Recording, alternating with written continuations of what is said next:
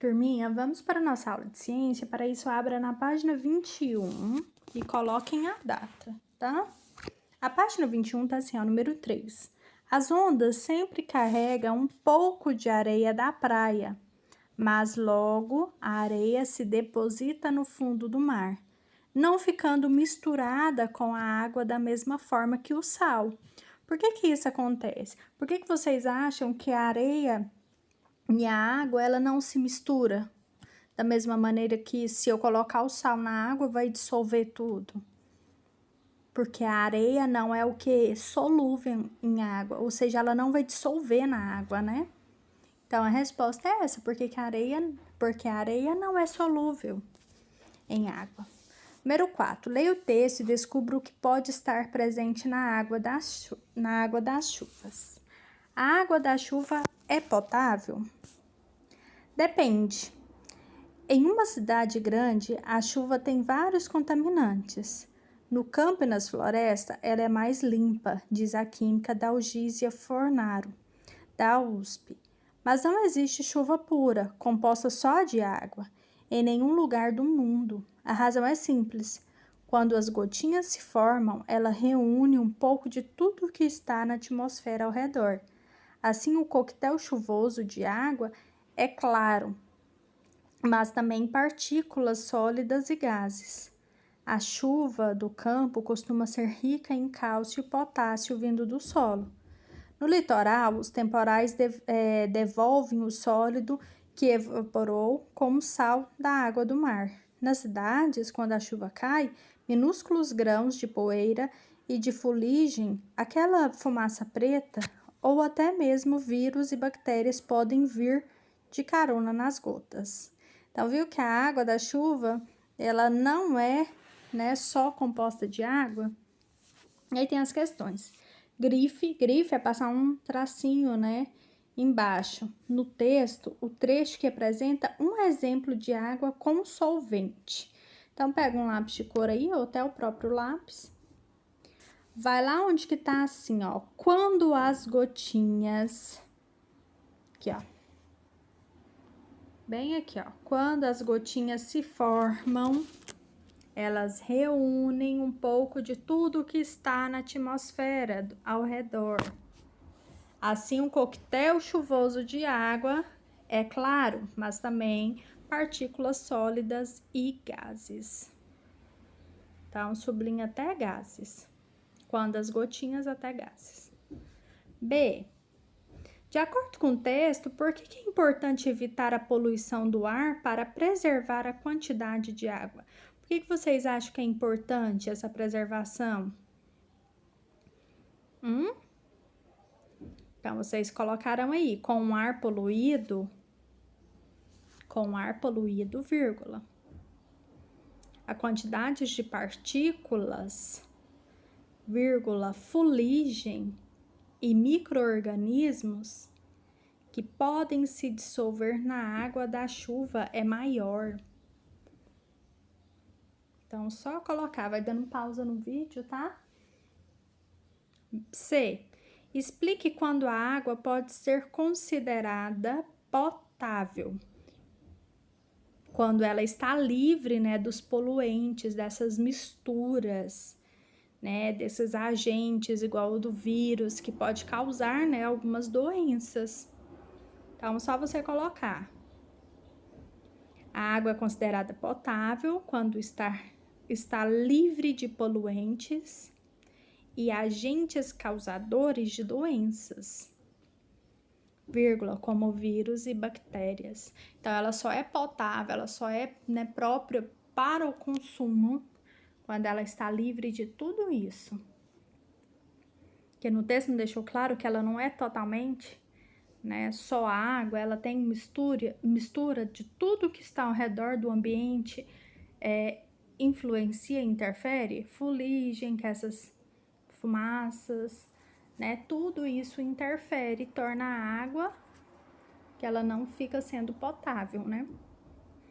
Cite, letra D, exemplos de onde podemos encontrar água potável em nosso dia a dia. Onde que a gente pode encontrar?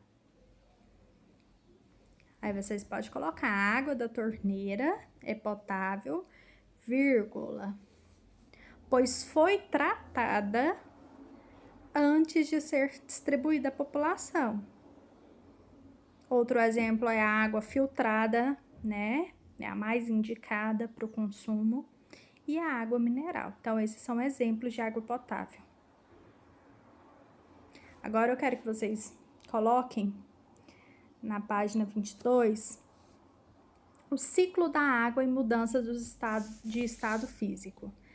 Então, a água pode ser encontrada em 3 estados: líquido, sublinha isso daí, ó. É a água que bebemos, sendo encontrada nos oceanos, rios e lagos e aquíferos.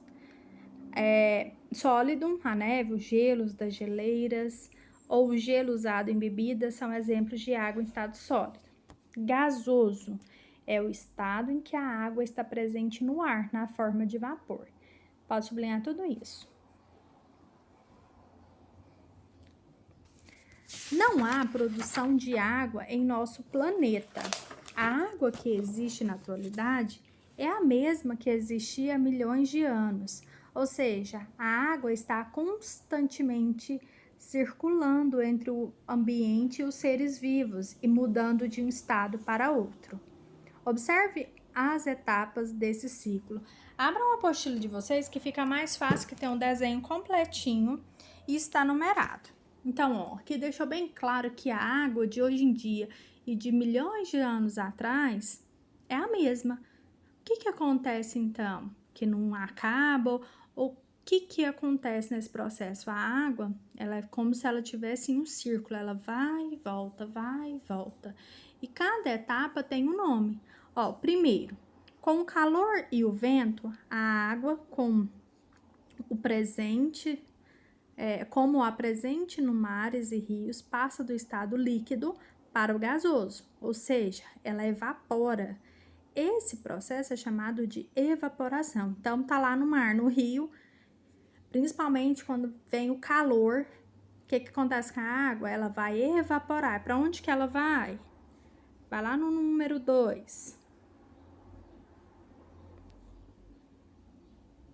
A água liberada por animais, plantas e outros seres vivos.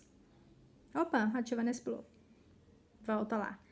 Depois, quando determinada quantidade de água se acumula nas nuvens, chove. Esse processo é chamado de precipitação. A água da chuva infiltra-se no solo e abastece os lagos, rios, oceanos e outros corpos d'água. Acompanhe a setinha aí. A água da chuva, que se infiltra no solo, pode ser absorvida pelas plantas, fazer parte dos aquíferos ou dar origem nascente de rios e lagos. Dependendo da temperatura, as chuvas também podem cair no estado sólido, sob a forma de neve ou granizo. Esta passagem da água do solo líquido para o sólido chama-se solidificação. Então, viu? Olha, estava lá na nuvem, desceu, vai ser o processo de solidificação. A neve pode derreter, passando do estado sólido para o líquido. Quando a temperatura aumenta, esse processo é chamado de fusão. A água resultante da fusão infiltra-se no solo ou escorre e vai para os lagos e outros corpos d'água. Viram? Quando atinge as camadas mais frias da atmosfera, a água no estado gasoso presente no ar pode passar para o estado líquido. Esse processo chama-se condensação e é essencial para a formação das nuvens. A água liberada por animais, plantas e outros seres vivos pela transpiração também evapora para a atmosfera. Então, é todo um processo, é todo um ciclo, né? Eu vou passar um vídeo agora para vocês. Aqui tem do QR Code, tá vendo do cantinho?